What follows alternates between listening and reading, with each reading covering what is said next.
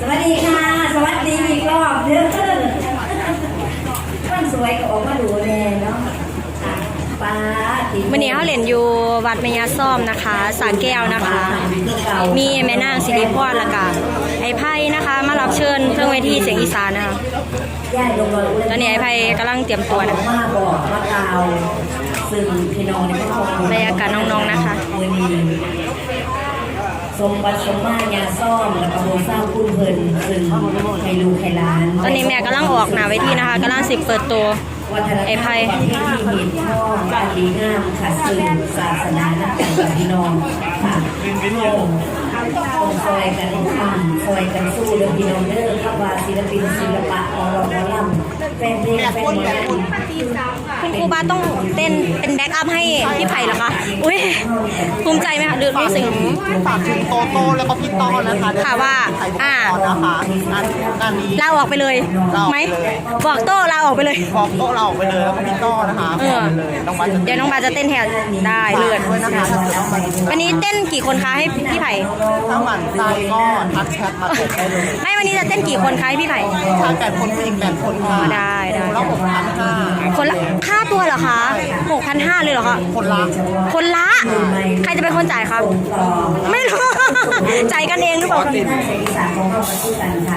ไอ้ไผ่กำลังสิได้ข่าววงก็เยอะคนเก่าไปคนใหม่มาคนในอยากออกคนนอกอยากเข้าเรียงไว้ล่ำน้ำเลยบัดที่นี่มีข้าวลงเลยมาสื่อมาสารตัวสิเป็นไอ้กำลังวิธีนะคะหรือหมอหลอกหมอล่ำค่ะก็มีไอ้นางหลานเยาวชนคนดีคนรุ่นใหม่ด้วยหน้าที่การงานจิตวิญญาณของนักแสดงเข้ามาศิลปินศิลปะอยู่อะไรกับพี่น้องค่ะพี่ไผ่พงศธรนะคะพี่ไผ่นะคะมาหมอดเด้ออย่าเป่าร้อนอย่าเป่าร้อนอย่าเป่าดีจากนะคะมาสวัสดีพี่น้องสะกอนค่ะ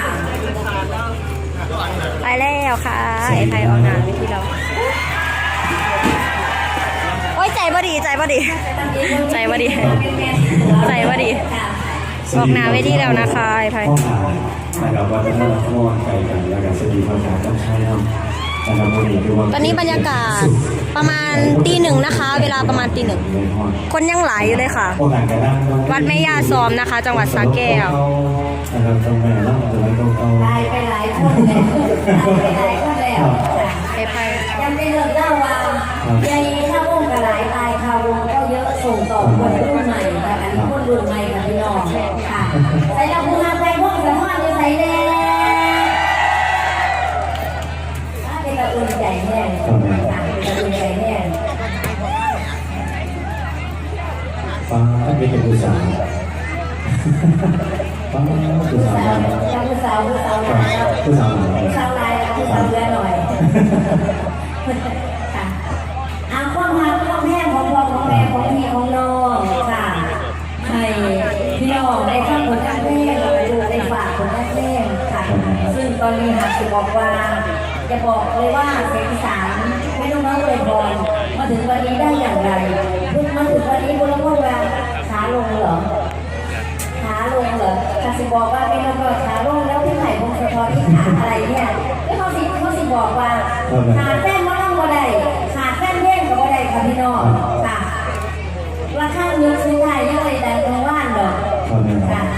ถ้าบางคนจะไปสักวันว่าผู้ใดเป็นยังไงแล้วถ้าจะถามว่ามาถึงวันนี้ได้อย่างไรอยากเริ่มต้นจากศูนย์เช่นเดียวกันกับที่